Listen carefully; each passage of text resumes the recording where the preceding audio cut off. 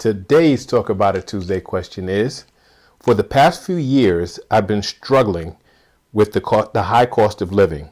Now with gas prices skyrocketing due to the war in Iran, making ends meet is even more difficult. What are some ways I can save on monthly expenses? That's a great question. A lot of people are feeling the effects of the higher gas prices. A lot of people have been talking about affordability is not there, and how costly things are. So this is not something you should do just because of the increased gas prices. You should always be looking to lower your monthly expenses, and on the other side, increasing your income. But let's just talk about expenses. So I'll give you maybe 5 different strategies for doing so. So the first one, let's just deal with this whole gas thing.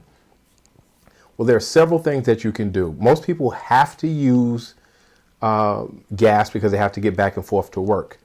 You should talk to your coworkers and consider carpooling so that you guys split the cost of gas. So if 3 or 4 of you are in close proximity and you can pick each other up, then it's easier to split the gas 4 ways than it is for each of you to pay for your own gas to go to the same place.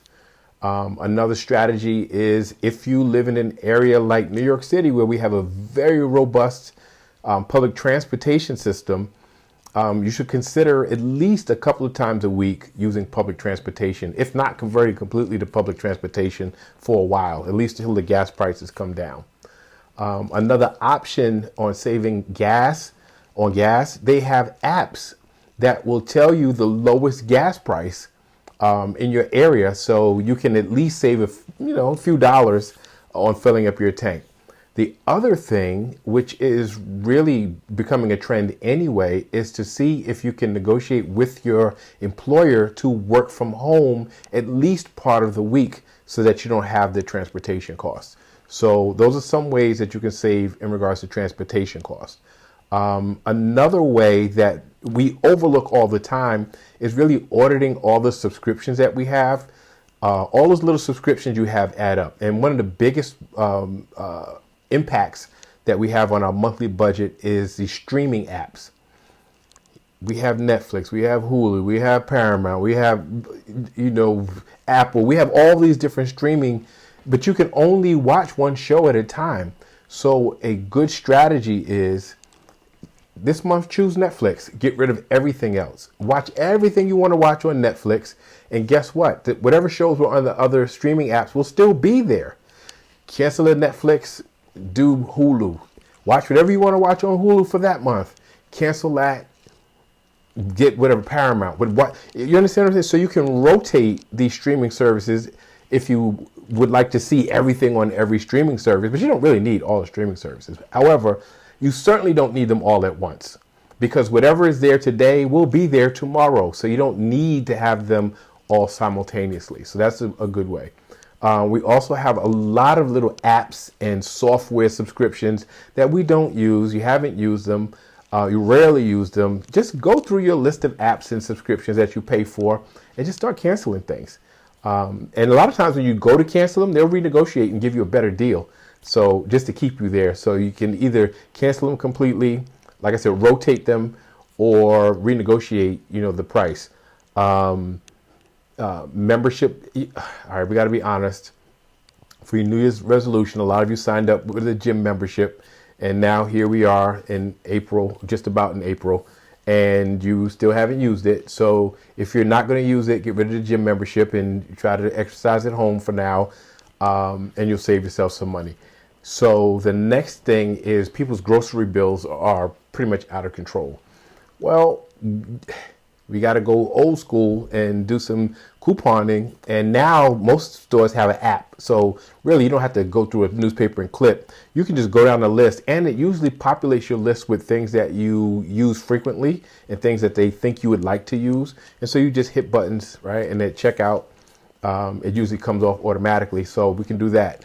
For things that are staple items where you have storage space, you buy in bulk because it's cheaper to buy in bulk. So do that. You might have to go to the store brands, for some things, where the quality is the same and the taste is pretty similar, as opposed to going with the name brand. Also, if you meal plan, instead of just buying a bunch of random stuff, if you kind of plan what your meals will be so you can keep the cost down, that's another way in terms of groceries. So far we've had a way to save on transportation costs, subscription costs, and groceries. And number 4, let's go with utilities, because that's a big one also.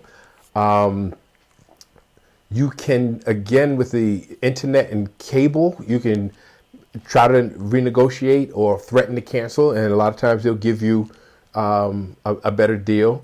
In terms of heating costs or cooling costs, you have to adjust that thermostat somewhere in the middle where you're comfortable, but it's not like summertime. You don't have to turn the heat up like it's summertime when it's not.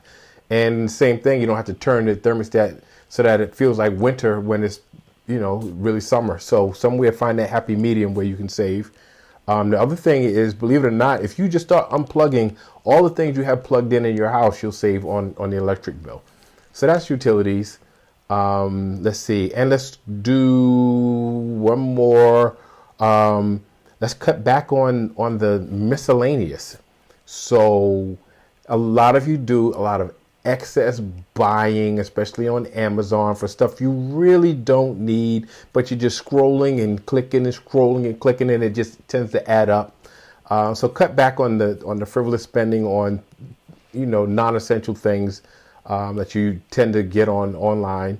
The dining out, cut back on dining out, and worse than dining out, ordering in. So all the Grubhub and Uber Eats and all that stuff is expensive. You end up paying oftentimes three times what the meal is worth, just because you got it delivered to the house.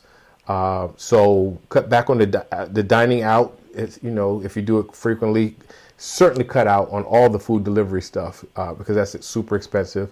And you have to change maybe your entertainment, right? So there are a lot of low cost to free things you can do in terms of entertainment. So you got to kind of go back to when you were young and didn't have any money at all, and look for all the different things, especially this time of year. So as spring and summertime come along, usually there are a lot of free events that are really fun to be in, that you can take advantage of.